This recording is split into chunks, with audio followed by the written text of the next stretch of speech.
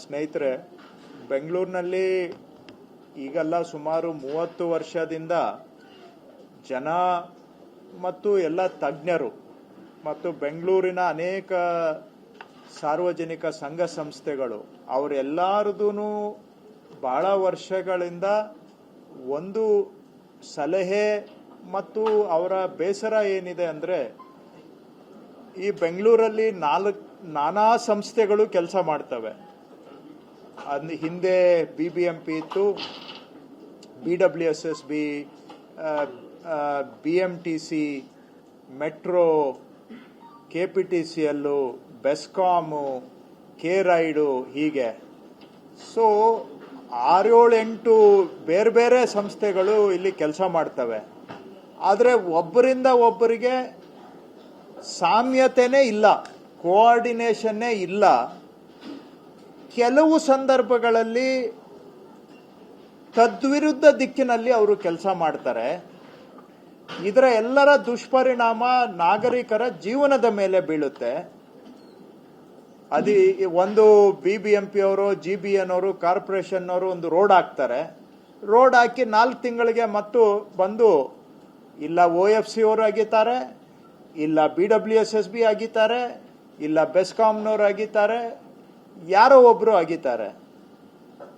So ಮಾಡಿದ road ಹಾಳಾಗಿ ಹೋಗುತ್ತೆ. ಹೀಗೆ ಒಬ್ರಿಗೊಬ್ಬರಿಗೆ ಸಾಮ್ಯತೆ ಇಲ್ಲದೆ ಇರೋದ್ರಿಂದ ಜನಗಳ ಜೀವನ, ಮಾಡಿದ ಬಂಡವಾಳ ಹಾಕಿ ಮಾಡಿದ ಕೆಲಸನೂ ವ್ಯರ್ಥ ಆಗುತ್ತೆ. ಅದರ ದುಷ್ಪರಿಣಾಮ ಜನಗಳ ದಿನನಿತ್ಯದ ಜೀವನದ ಮೇಲೆ ಬೀರುತ್ತೆ. ಇದನ್ನ ಮನಗಂಡು GBA ಆಕ್ಟ್ ಅನ್ನ ಮಾಡುವಾಗ ಅದೇ ಕಾರಣಕ್ಕಾಗಿ ಈ ಸಮಸ್ಯೆ 30-40 ವರ್ಷಗಳ ಈ ಸಮಸ್ಯೆಯನ್ನ ಪರಿಹಾರ ಮಾಡುವಂತ ಒಂದು ಪ್ರಯತ್ನ ಆದರೂ ಆಗಬೇಕು, ವ್ಯವಸ್ಥಿತ ಪ್ರಯತ್ನ ಆಗಬೇಕು, ಇನ್ಸ್ಟಿಟ್ಯೂಷನಲ್ ಸೊಲ್ಯೂಷನ್ ಆಗಬೇಕು ಅಂತೇಳಿ GBA ಆಕ್ಟ್ ಅಲ್ಲಿ ಹಾಲಿ ಮಾನ್ಯ ಮುಖ್ಯಮಂತ್ರಿಗಳು ಈ ಒಂದು GBA ಎಕ್ಸಿಕ್ಯೂಟಿವ್ ಕಮಿಟಿ ಅಂತ ಇರಬೇಕು. ಆ ಎಕ್ಸಿಕ್ಯೂಟಿವ್ ಕಮಿಟಿ ಪ್ರತಿ 2 ತಿಂಗಳಿಗೆ ಕನಿಷ್ಠ ಒಮ್ಮೆ ಆದರೂ ಭೇಟಿ ಆಗಬೇಕು.